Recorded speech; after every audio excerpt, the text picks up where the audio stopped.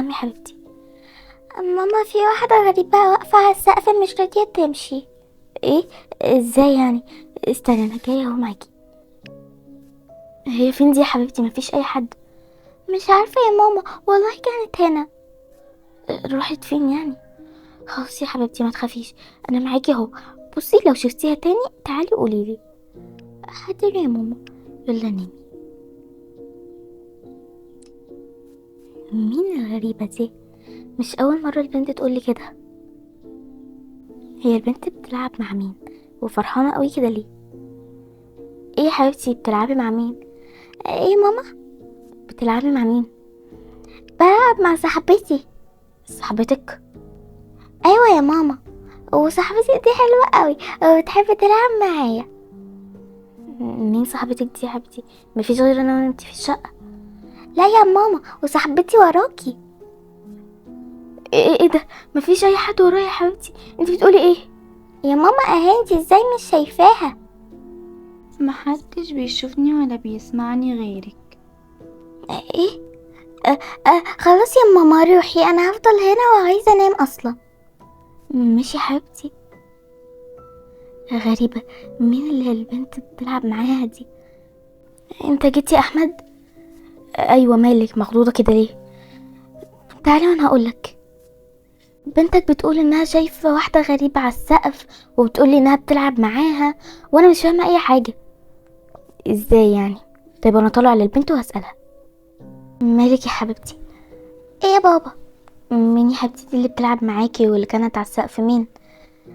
صاحبتي يا بابا. صاحبتك؟ ايوه صاحبتي.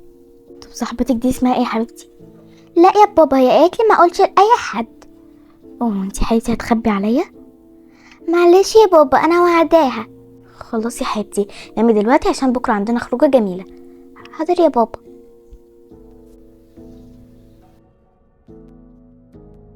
ليلى حبيبتي، ليلى. نعم يا ماما.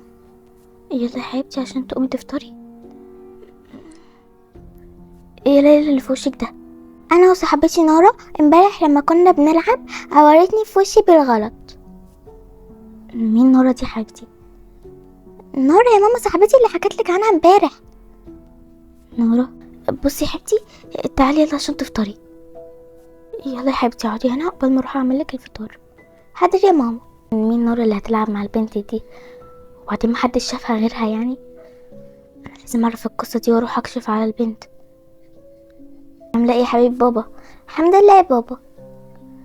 ايه اللي في وشك ده؟ ده يا بابا صاحبتي نورا عورتني امبارح في وشي. حكيت لماما اسالها. مين نورا دي؟ ايه؟ مين نورا دي؟